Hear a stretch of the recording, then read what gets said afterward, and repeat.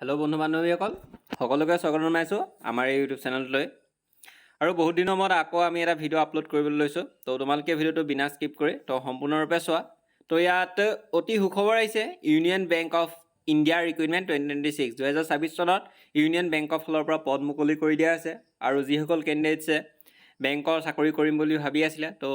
তেওঁলোকৰ বাবে অতি সুখবৰ আহি গ'ল যিহেতু ইউনিয়ন বেংক অফ ইণ্ডিয়াৰ ৰিক্ৰুইটমেণ্ট 2026 আৰু ইয়াত দেখিছা কেইটা পদ আহিছে 1865টা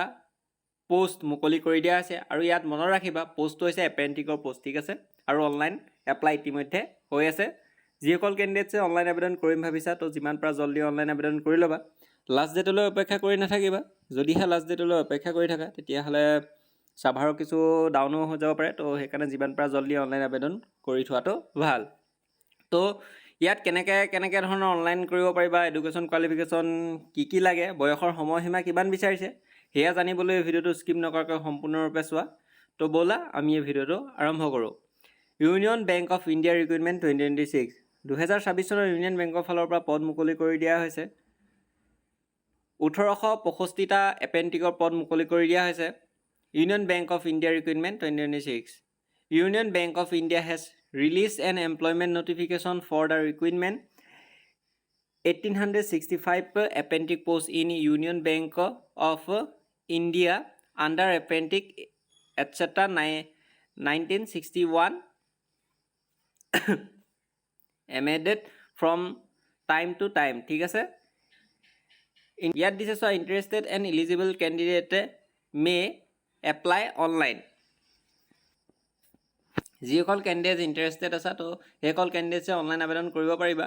ইয়াত চোৱা ইয়াৰ দি দিছে ছাবমিশ্যন লাষ্ট ডেটটো হৈছে 19 মে 2026 অৰ্থাৎ 19 মে তাৰিখে ইয়াৰ লাষ্ট ডেটটো হৈছে union bank of India recruitment 2026 name of post apprentice no of post 1865টা post number of post in Assam অৰ্থাৎ অসমৰ কেণ্ডিডেটসকলৰ কাৰণে আছে 29টা পোষ্ট অসমৰ ল'ৰা ছোৱালীৰ বাবে পদ মুকলি কৰি দিয়া হৈছে কেটেগৰী ৱাইজ ভেকেঞ্চিবিলাক ভাগ কৰি থোৱা আছে ইয়াত চাই ল'বা ভাল ধৰণে এছ চিৰ বাবে দিয়া আছে 289টা পোষ্ট এছ টিৰ বাবে দিয়া আছে 131টা পোষ্ট অ' বি চিৰ বাবে দিয়া আছে 447টা পোষ্ট ই ডাব্লিউ এছৰ বাবে দিয়া আছে 175টা পোষ্ট ইউ আৰৰ বাবে দিয়া আছে 823টা post name of organisation union bank of India mode of apply মোডটো হ'ব অনলাইন ঠিক আছে আৰু ইয়াত দিয়া আছে চোৱা কোনে কেনেকুৱা ধৰণৰ ইয়াত পাব ষ্টিপেড পাব ইয়াত ধৰা ৰুৰেল আৰু চেমি আন ব্ৰাঞ্চত পাব 15,000 টকাকৈ আৰু আন ব্ৰাঞ্চত পাব 18,000 আৰু মেট্ৰ' যিবিলাক পদ আছে সেয়াত পাব 20,000 টকাকৈ ইয়াত চেলাৰী হ'ব চেলাৰীটো ইয়াত দি দিছে কেনে ধৰণৰ হ'ব ইলিজিবিলিটি ক্ৰাইটেৰিয়া এজ লিমিটটো দিয়া আছে 18 বছৰৰ পৰা 20 বছৰৰ পৰা 18 বছৰৰ ভিতৰত হ'লে আবেদন কৰিব পাৰিবা যিসকল কেণ্ডিডেট আছে আৰু এজ ৰিলেক্সেশ্যন আছে category wise S C S টিৰ বাবে দিয়া আছে 5 years অ' বি চি এন চি এলৰ বাবে দিয়া আছে 3 years পি ডাব্লিউ বি ডিৰ বাবে ইউ আৰ ই ডাব্লিউ এছৰ বাবে দিয়া আছে 10 years P W B D O' B C বাবে দিয়া আছে 13 years P W B D S C S টিৰ বাবে দিয়া আছে 15 years এডুকেশ্যন কোৱালিফিকেশ্যন বিচাৰিছে candidate must be a graduate in any discipline অৰ্থাৎ কেণ্ডিডেটসকলে যদি গ্ৰেজুৱেশ্যন পাছ কৰিছা তেতিয়াহ'লে অনলাইন আবেদন কৰিব পাৰিবা চিম্পল গ্ৰেজুৱেশ্যন পাছ কৰা হ'লেও আবেদন কৰিব পাৰিবা ঠিক আছে লোকেল লেংগুৱেজ জানিব লাগিব অৰ্থাৎ ষ্টেট ৱাইজ যিখিনি আছে অৰ্থাৎ অসমৰ কেণ্ডিডেটসকলে আছামিজ জানিব লাগিব 12 পাছ কৰা চাৰ্টিফিকেট থাকিব লাগিব 12 আৰু ছেকেণ্ড ইয়েৰ পাছ কৰা অৰ্থাৎ এইচ পাছ কৰা মাৰ্কশ্বিট থাকিব লাগিব ডিচিপ্লিন চাৰ্টিফিকেট ইয়াত দিয়া আছে চোৱা চাৰ্টিফিকেট ইন NISM আৰু IRDA DAI NCFM AMFI application free দিব লাগিব ইয়াত চোৱা জেনেৰেল অ' বি চিয়ে দিব লাগিব 600 ৰুপিজকৈ টোটেলটো দিয়া আছে ইণ্টিমেশ্যন ফিজ দিব লাগিব 200 ৰুপিজ আৰু টোটেলটো কৈ গৈছোঁ মই 800 ৰুপিজ জেনেৰেল অ' বি চি যিখিনি আছে সেইখিনি দিব লাগিব 600 ৰুপিজ তাৰপৰা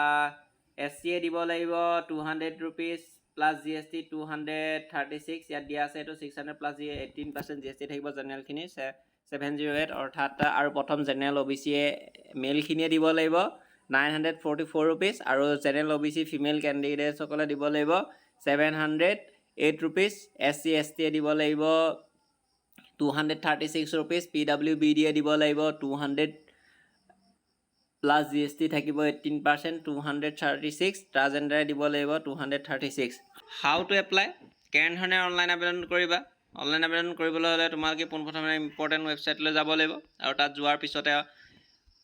অনলাইন এপ্লিকেশ্যন ফৰ্মখন পাই যাবা। ৱেব পেজ এখন অ'পেন হ'ব, নিউ পেজ এখন পাৰ্চনেল এণ্ড এডুকেশ্যন ডিটেইলছখিনি আপলোড কৰিব লাগিব। পে'মেণ্ট অফ এপ্লিকেশ্যন ফ্ৰী, অৰ্থাৎ এপ্লিকেশ্যন ফ্ৰীটো পে'মেণ্ট কৰিব লাগিব। তাৰপিছত ছাবমিট কৰি দিলে অনলাইন ফৰ্ম ফিল আপ হৈ যাব। তোমালোকক যদি ফৰ্ম ফিল আপ কেনেধৰণে কৰে তাৰো যদি এটা সম্পূৰ্ণ লং ভিডিঅ' লাগে তেতিয়াহ'লে মোক কমেণ্ট বক্সত কমেণ্ট কৰি জনাবা।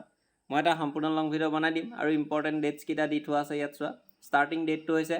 29 এপ্ৰিল 2024, অৰ্থাৎ 29 এপ্ৰিলৰ পৰা আৰম্ভ হৈ আছে আৰু লাষ্ট ডেটটো হৈছে 19 মে 2026, অৰ্থাৎ 19 মে তাৰিখে ইয়াৰ লাষ্ট ডেটটো হৈছে। আৰু এক্সামিনেশ্যন ডেটটো মে-জুনত হ'ব, ঠিক আছে, 2026 চনৰ, আৰু মে'ৰ লাষ্টত হ'ব, নহ'লে জুনৰ আৰম্ভণিতে হ'ব, মাজতে হ'ব। তো এইখিনি আছিল অনলাইন ফৰ্ম ফিল আপ কেনেধৰণে কৰে। তাৰো যদি এটা সম্পূৰ্ণ লং ভিডিঅ' লাগে তেতিয়াহ'লে মোক কমেণ্ট কৰি আমাৰ এই ভিডিঅ'ৰ তলৰ কমেণ্ট বক্সত কমেণ্ট কৰি জনাবা। মই এটা সম্পূৰ্ণ লং ভিডিঅ' বনাই দিম ধৰা ফৰ্ম ফিল আপ কেনেধৰণে কৰে তাৰো যদি লাগে, বা অন্যান্য ইউটিউব চেনেলটো পাই গৈ থাকিবা। তো এইখিনি আছিল আজি অহা কিছু আপডেট আৰু বিভিন্ন আপডেটৰ সৈতে আমাৰ ইউটিউব চেনেলতে লগ পাই গৈ থাকিবা। তো চাবলৈ নাপাহৰিবা আমাৰ ইউটিউব চেনেলটো। তো এইখিনি আছিল ভিডিঅ'টো, ধন্যবাদ।